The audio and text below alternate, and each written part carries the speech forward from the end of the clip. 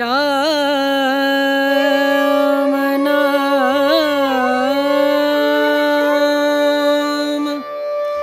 भजले राम नाम अदे ब्रह्मस्वरूपं न जानेतु महेश्वरः सायंकाले तु स्वयं विष्णुः త్రయామూర్తి దివాకర.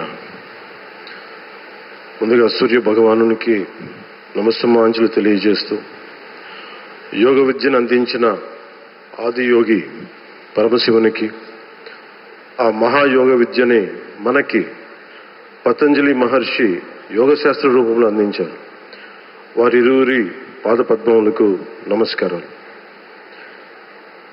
మన యోగ విశిష్టతను, గొప్పదనాన్ని ఋగ్వేదంలో ఉన్న మహానుభావులు తెలియజేస్తే దానిని ప్రపంచవ్యాపితం చేసిన దార్శనికులు మాత్రం గౌరవ ప్రధానమంత్రి శ్రీ నరేంద్ర మోదీ గారు. భారతీయ సనాతన ధర్మం తాలూకు విశిష్టతను యోగా ద్వారా విశ్వవ్యాపితం చేసిన ఘనత ఆయన సొంతం. యోగా సాధకులు ఎంతటి దృఢచిత్తాన్ని కలిగి ఉంటారు, ఒత్తిడి జయించి సంకల్ప సాధకులుగా ఎలా నిలబడతారన్న దానికి కూడా మన గౌరవ ప్రధాని శ్రీ మోదీజీ గారు నిలువెత్తు ఉదాహరణ. ప్రపంచ యోగా దినోత్సవం యావత్ భారతవానికి, భారతీయులకి దక్కిన గౌరవం. సరిగ్గా ఒక 2014లో అప్పుడే ఐక్యరాజ్య సమితిలో గౌరవ ప్రధానమంత్రి మోదీ గారు ప్రవేశపెట్టినప్పుడు దాదాపు 177 దేశాలు ఈ రెజల్యూషన్కి మద్దతు పలికినాయి.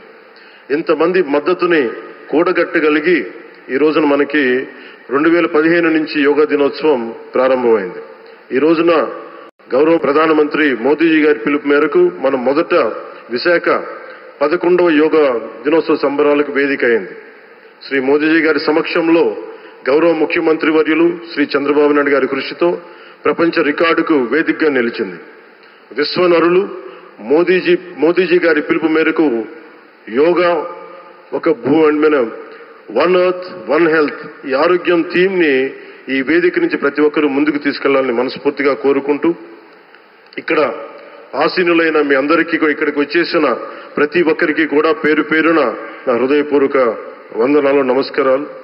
అలాగే గౌరవనీయులైన గవర్నర్ గారి శ్రీ అబ్దుల్ నజీర్ జీ గారికి, గౌరవ ముఖ్యమంత్రి శ్రీ నారా చంద్రబాబు నాయుడు గారికి, civil aviation minister Kinjarapu Rammohan Naidu గారికి, అలాగే మనకి AYUSH minister of state independent charge Shri Pratap Rao Jadhav గారికి, అలాగే వేదిక పైన ఉన్న ప్రతి ఒక్కరికి, గౌరవ కేంద్ర మంత్రివర్యులకి, రాష్ట్ర మంత్రివర్యులకి, ప్రతి ఒక్కరికి పేరు పేరున ధన్యవాదాలు తెలియజేసుకుంటూ సెలవు తీసుకున్నాను. జై భారత్, జై హింద్.